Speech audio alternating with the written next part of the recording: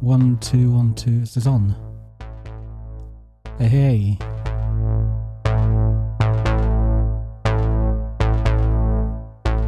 Hey, this is Gregg J. This is Take It Easy, episode 41. Welcome to 2023 and welcome to Take It Easy. In this episode, I'll run you through what's been happening when I was gone, and we're just going to have a general, Gregg update, Take It Easy update podcast and what's coming.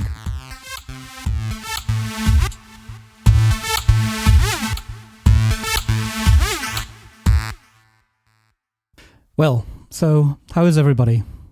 What is everybody up to? What are your 2023 goals and promises? It's February already, so get on it. I'm just joking. Statistically, I think we know that the having New Year's resolutions and all that doesn't actually generally work. Too much pressure. But this isn't a podcast about having the better life and all that. Although in a way, clean energy, sustainable technologies in your life, you're gonna have a better life. Let's be honest, right? But I'm kind of digressing.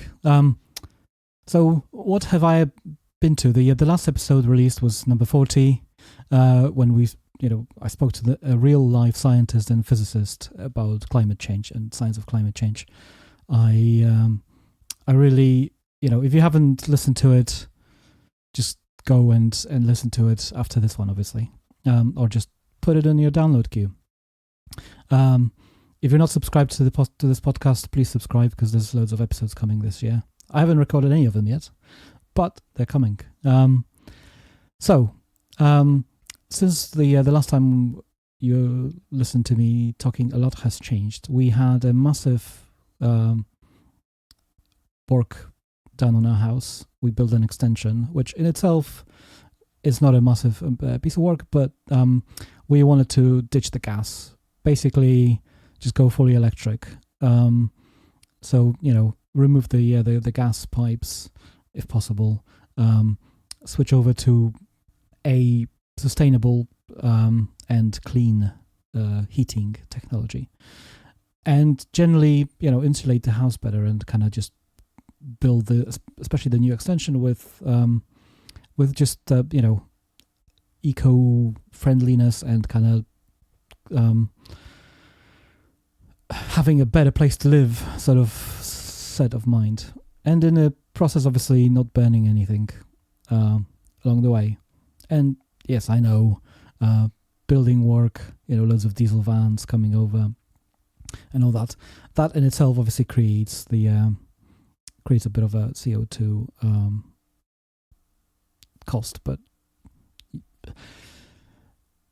it's just the nature of the way. We are still a bit of a way off before your average builder drives an electric van. Heck, I don't think there's a van on the market currently, electric van on the market, that would satisfy, all builders. Talking to them, either the ones that have been out there are just rubbish. They have a very terrible range, and just they're not very useful. Most of them don't seem to be charging very fast either. They just have the pitiful small batteries, and they're very expensive. I think it's just OEMs dragging their feet, but that's going to change. Anyway, going back to the house. So yes, we ditched the gas. This was a tough sell. I always say to my wife, we just in any partnership you want to have, in any negotiation you want to have things you are kind of soft on, but you also want to have one or two targets where you're like, no, this is actually what I want.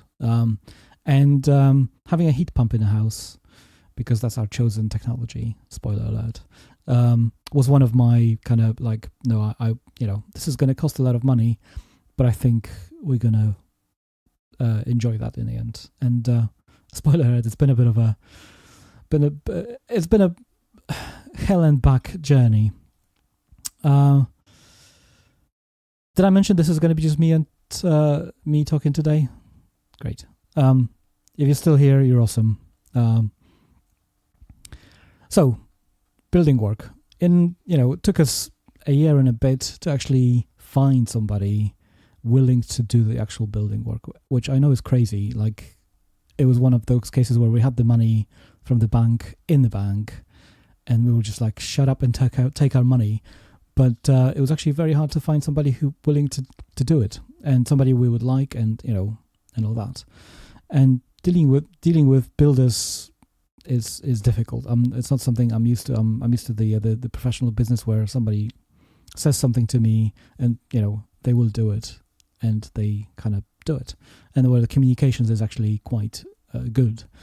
Builders don't seem to work that way. They're way too busy, and they're communicating with people and customers doesn't seem to be the main focus, which it's fine. Anyway, so we got the building work started sometime in September. It was due to be finished at the beginning of December, but that obviously didn't happen. It's quite natural for building work to drag on. Nothing new there. We got our boiler and gas disconnected on, I think, at the beginning of November. And we were supposed to get a heat pump installed, straight down that month. So sometime at the end of the November. It didn't happen that way. We ended up living through the cold spells of December with just a couple of little electric heaters, which ended up costing us quite a bit of money in electric. But that's just a small cost, I suppose.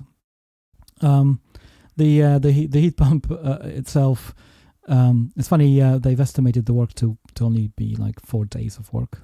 For 2 people, solid 4 days. Ended up taking them almost 2 weeks.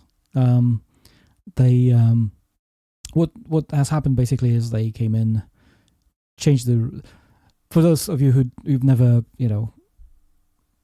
done this or haven't read anything about it and you're curious, what happens generally is you want to pick somebody who will come to your house and do what's called a heat loss calculation. A guy basically comes in, or a girl, or lady I should say, and kind of measures or estimates per room basis the heat loss, how much heat will escape from the room during the day, so how much you have to actually heat it up to maintain the temperature or get the temperature up to a certain level. And there's 2 ways to do it. I suppose there's more than 2 ways, but like generally there's 2 ways to do it. One of them is a guy or a person comes in and just does it on a piece of paper and kind of just looks at your thickness of your walls, your radiators, the size of your room, the type of floor, blah blah blah, and has a spreadsheet that says, okay, well, for this room you'll need X number of watts to maintain the temperature or get it up to a certain level. And you do that per room basis. You take into account the rest of the house, your doors, your landing, your roof, whatever. And then tells you at the end, this is your outcome, right? We had an 18 kilowatts gas boiler, and the guy basically said, this is, you need a heat pump that's, I think, 6 kilowatts, and that's plenty enough. And we were like, all right, well, he knows what he's doing. He came recommended by quite a few people. This is there's other types of companies that would just basically you'll get a sales guy on phone, and they'll try to sell you the product, and they'll tell you, okay, well, for your house this is gonna cost that much, and we have somebody in headquarters who will design your thingy, your system. I don't find that approach appealing. It generally will be cheaper, but I like the fact that somebody who will be doing the actual work is going to show up and they're going to do the basic assessment themselves. You have to pay for it, but I generally have more trust in that. That's just me. Your mileage may vary. Anyway, they came in very quickly. They changed the radiators once the gas boiler has been ripped out, and started installing all the sort of bits and bobs. Changed the hot water tank to a sort of slightly more modern one. Once again, the ones that you get by default in British houses that are worth about 200 quid. They're not very good. They what happens basically is you get a very thin exchange coil in. There's probably another technical term for it. Exchange coil in a boiler in a cylinder. Sorry. So it's kind of designed for a high temperature gas boiler system, and also they're not very well insulated. So once the boiler heats up the water, that water, you want that water to stay warm for as long as possible, right? And they're just designed to a price. So the for the heat pump, we got a slightly better one. It was, I can't remember how much, but it was 3 times more expensive, say, than your average cheap tank. Which they're so cheap that that doesn't mean that it's super expensive. Anyway, that was okay. We basically switched over to using the for the hot water. We ended up just using Eddy on a timer. So at night we have we've got the sort of dual tariff system. So at night when the electricity is super cheap, or relatively cheap, I should say, that's when we would turn on the Eddy to heat up the water for like about 3 hours, and that was sufficient every day. And this was grand. I mean, that tank ended up actually having a fault and had to be replaced under warranty, which was a bit of a stressful situation, but that's behind us. What I was surprised about is everybody tells you, oh, you need to replace all the pipe work and insulate the house and all that. We didn't have to do any of that. Yes, we had to change the radiators, but they were single panel, laughable radiators, especially upstairs in the bedrooms.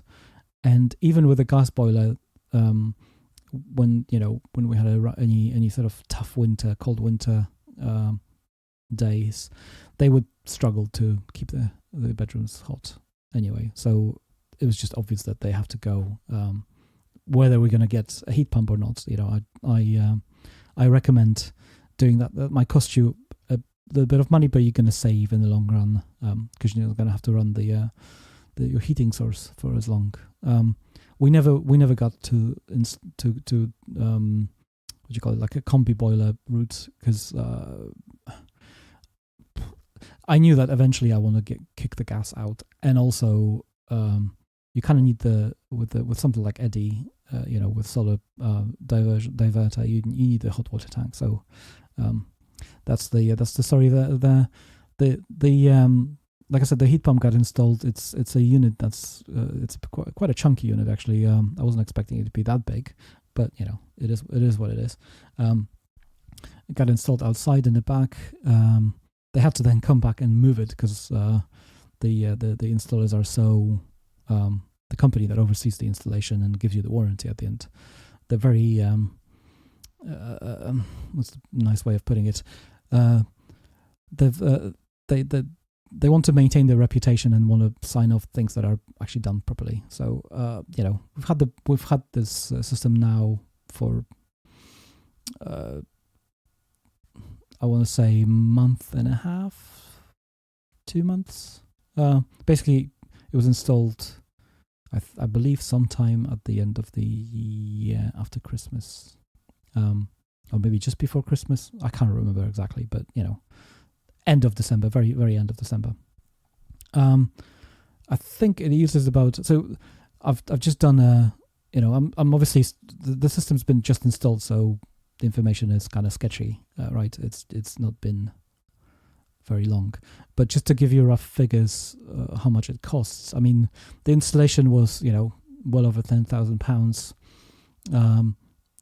That's with the grant, the government £5,000 grant already taken out of it, but that included underfloor heating and upgrading of all the radiators and quite a lot of work, for two guys or 3 guys sometimes. So it's quite a bit of work, but again, the system had to be slightly upgraded, shall I say? And also, we went from I'm going to botch this, from unvented system, so a system where the pressure is basically you've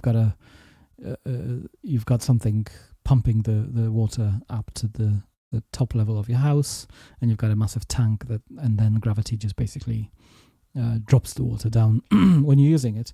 But these systems were probably designed in the 50s and 60s, whereas nowadays the mains pressure, the pressure that comes from the street, is high enough to actually reach the taps without any extras. So we've upgraded that system to be they call it vented and unvented, and to me that's not a very intuitive way of describing it. But we basically have the system whereabouts it's a closed loop system. So we don't have any tanks anymore upstairs, and obviously when you have a heat pump, there's a lot of gubbins that goes into a heat pump, and they're they're taking some space upstairs in the loft where the old tanks used to be. But it's amazing to have that extra space now for storage in the loft. It's very much appreciated, so I don't mind that. So obviously that I think when I inquired previously into this whole thing, and I wanted to actually do that with the gas boiler, but just to upgrade the whole system and the hot water tank, I think we were quoted something like £3,000 alone just for that. Never mind changing all the radiators and and all the other work associated with it. Like I said, it was surprisingly a lot of work. It wasn't just put a heat pump, change the pipes going to it, put some gubbins and controllers in the airing cupboard, bish bash bosh, done. Obviously I wasn't hanging over their heads to see what they're doing, but so that's the heat pump. There was loads of dramas around it just because it was delayed a couple of times, and these people are quite busy. They're in very high demand, but it's all water under the bridge. The house is warm. We don't have any problems with the only thing that, I mean, it's a learning curve because it's a new system. Like two problems that we had is the pressure dropped in the system a couple of times. I say a couple of times, 2-3 times. Apparently this is to expected. Sort of the air rises in the system, gets pushed out by water, and whenever the pressure drops in the whole system, so basically you get the water is not compressible, but the air is. So when the air rises to the top, the pressure gauges are basically saying, oh, you don't have any pressure. There's still water in the system. That air is just taking the little bit on top, if you like. But as far as the pressure gauges are concerned, there is no pressure in the system. So obviously everything stops. Unfortunately, this has happened 3 times now. And twice before they moved the heat pump. When they moved the heat pump to a new position, it happened once again because they obviously had to disconnect and reconnect the whole thing. And every time it happens. So we just wake up in the morning with no heating and no hot water, which is not the ideal scenario. I wish the controller beeped at me in the evening, because it presumably knows that this has happened, and it's a quite, you want to know about this. Like I would appreciate being woken up at night, because all you have to do basically in the end is open a valve in the airing cupboard, and if you've had your heat pump installed, the installer should explain that to you for literally 10 seconds, and then turn it off until the pressure reaches about 1.5 bars, I think, in our case. Again, it might vary from system to system, but it was literally 10 seconds, not even that, to fix this. And I wish I knew that this has happened before I woke up.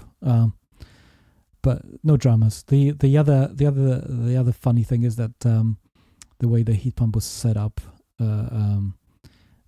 anytime that the outside temperature dropped below a certain level, which by default is 0 degrees, it will just kick into this constant 15 degree, maintain 15 degrees in a house.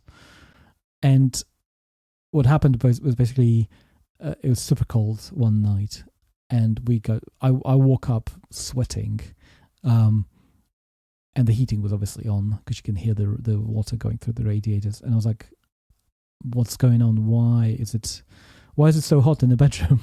We're in the middle of the night sleeping. The water, when it goes through the radiators, is it's not I mean, it is loud enough to you notice. And we haven't had a heating on, for a very long time, so it kind of wakes you up.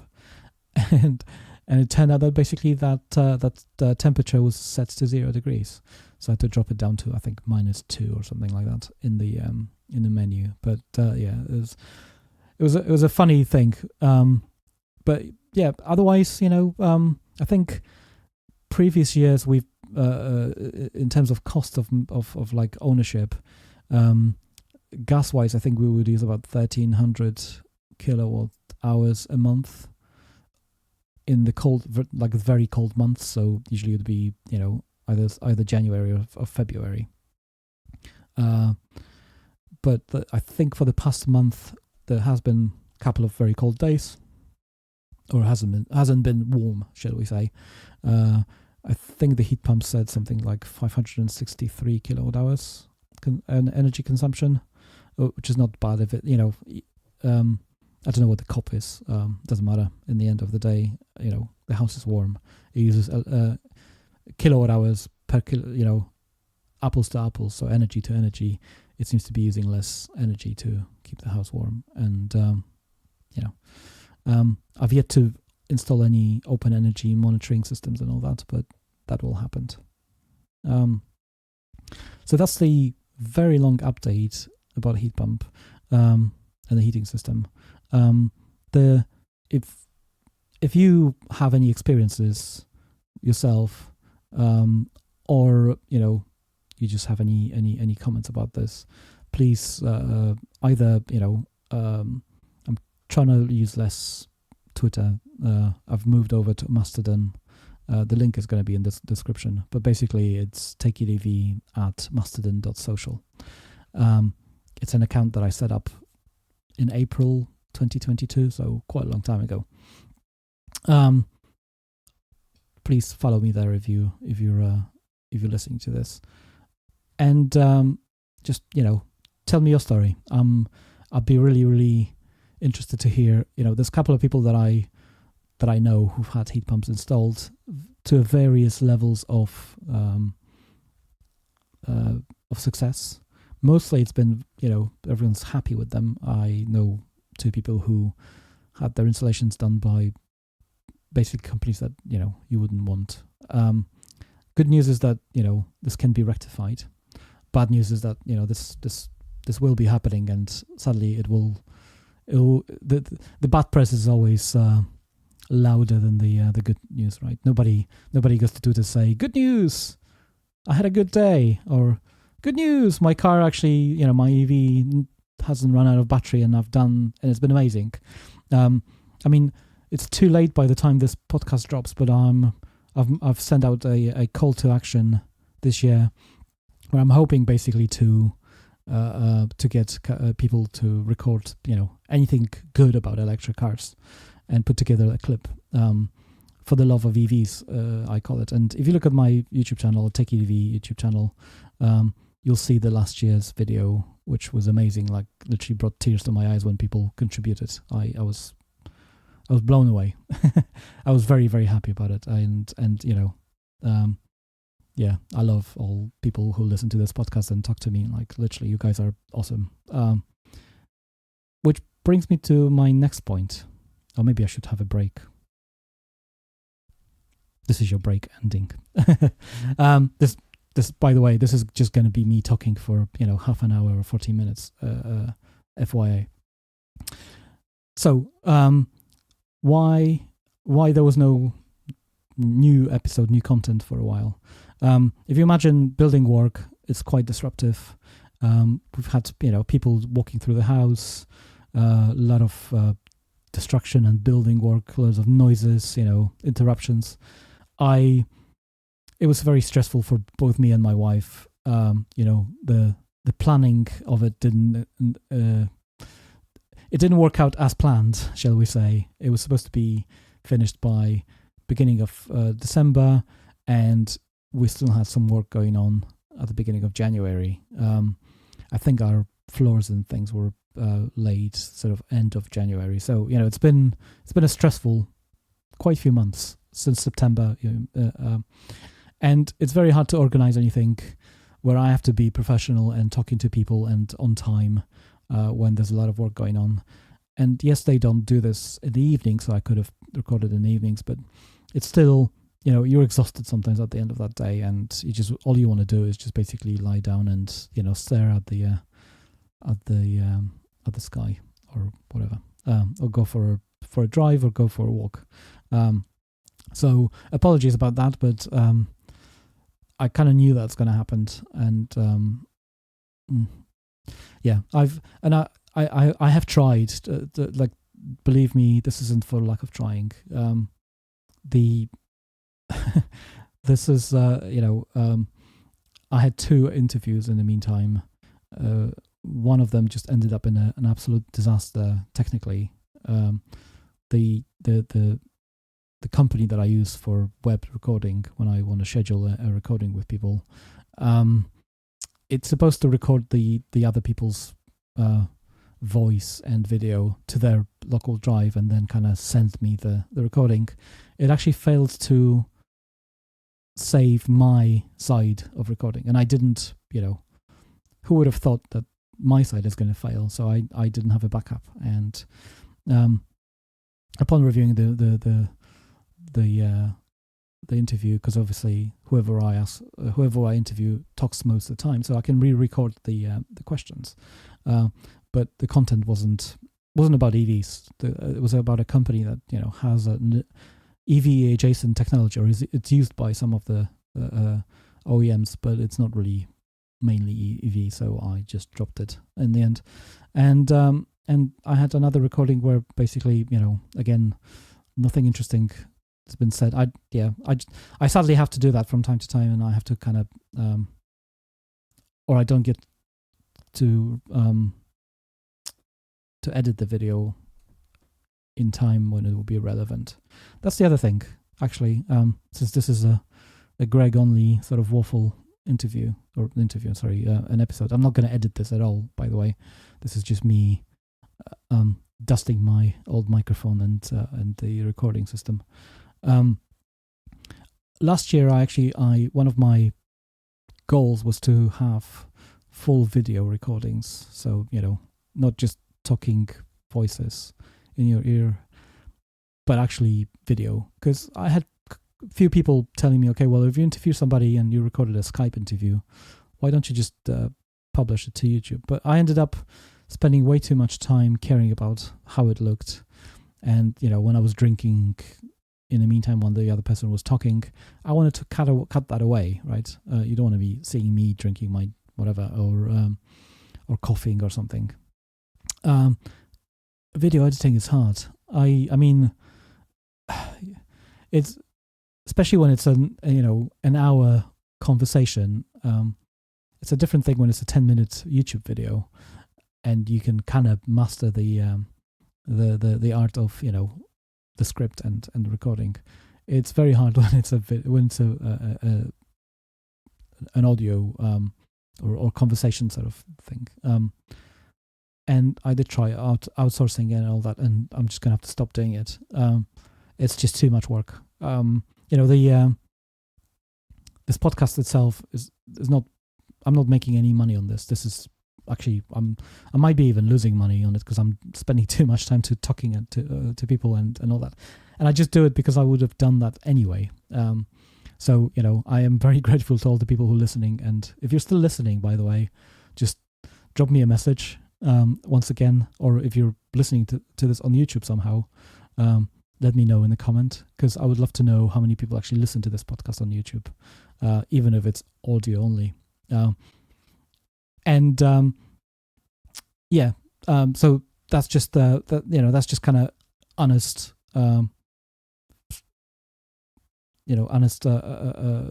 explanation. Like, I'm just a human doing this by myself. I've got a couple of patrons, but I think it amounts to about, I don't know, £10 a month.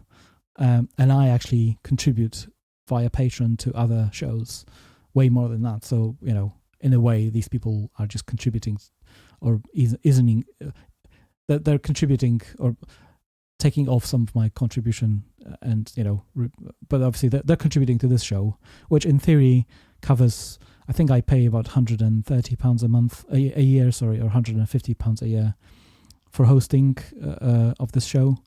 So they're basically covering, in theory, that fee, which I'm immensely grateful for, honestly. And I know there's ways to do it for free, but I like Transistor FM, who are not sponsoring this podcast at all.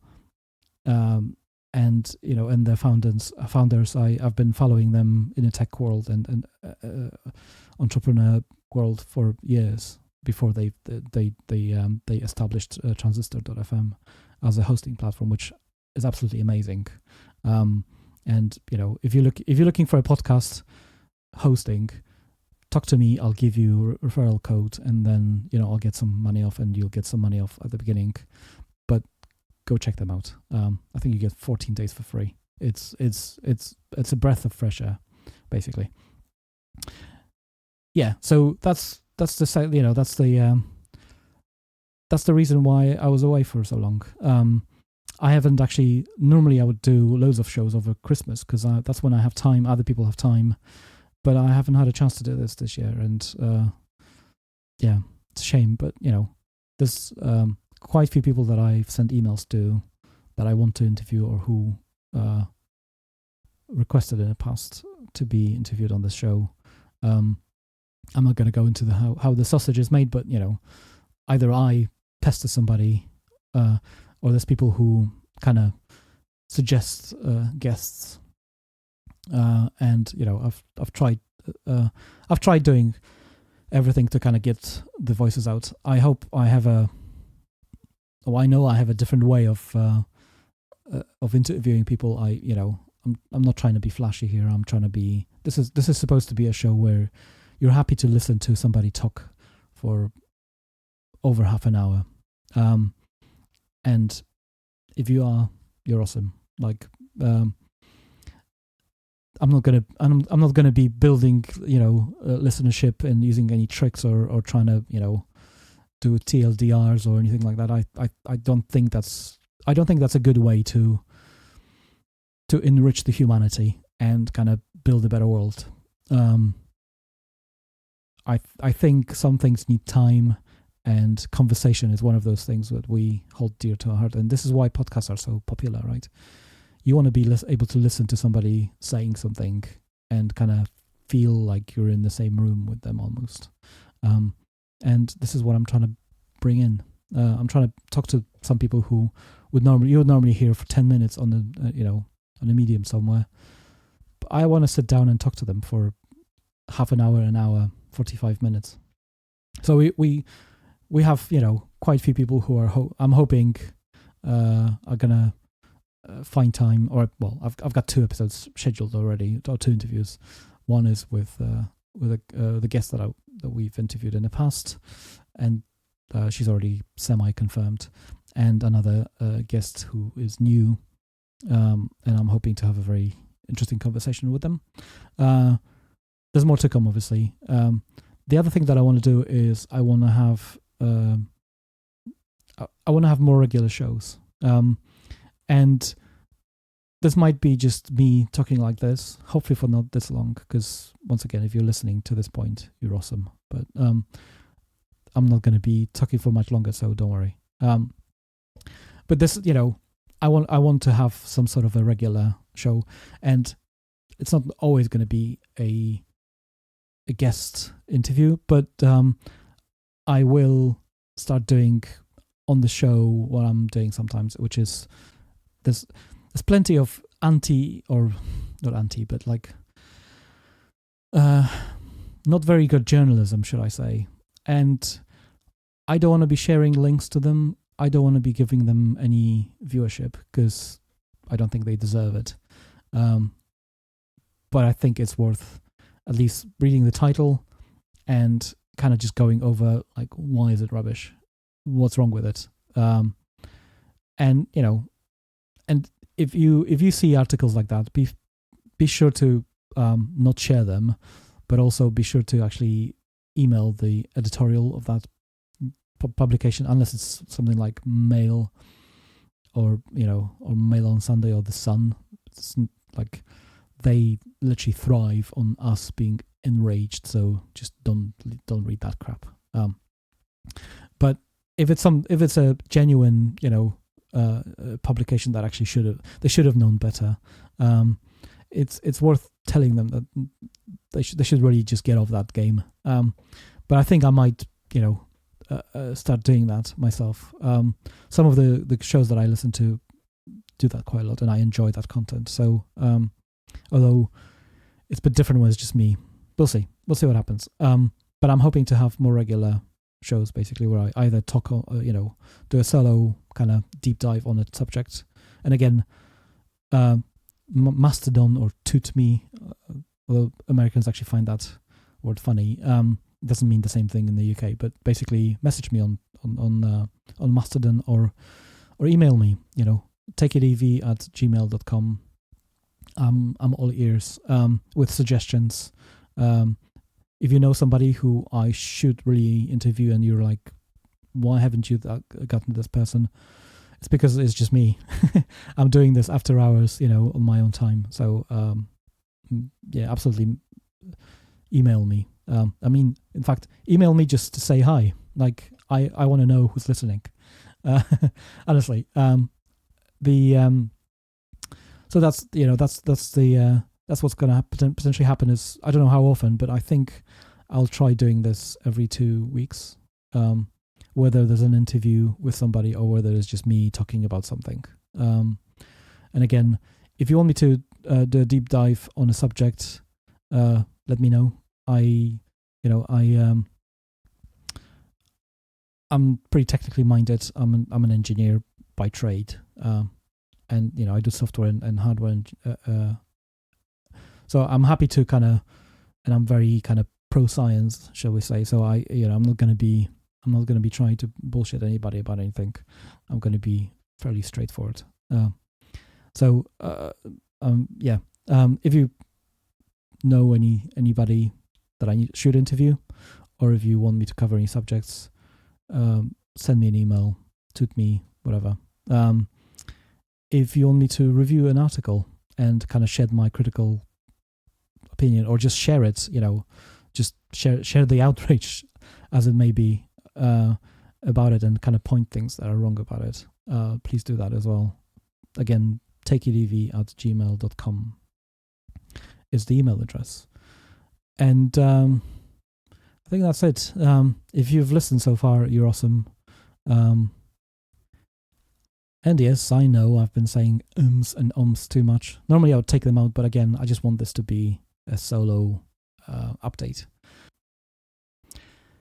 Yeah, I think that's it. Like I said, just send me an email saying hi to takeitev@gmail.com. As my, I don't want to be plagiarizing people, but I just, if you listen this far, you're awesome. And there's a creator online on YouTube that I actually am very fond of his videos, 3D printing nerd. I love what he says at the end of the video, so I'm just going to say the same thing. If you did listen to this far, you're awesome. Don't forget to hug each other more. Fight for the cause you believe in, and as always, high five. And take it easy, of course.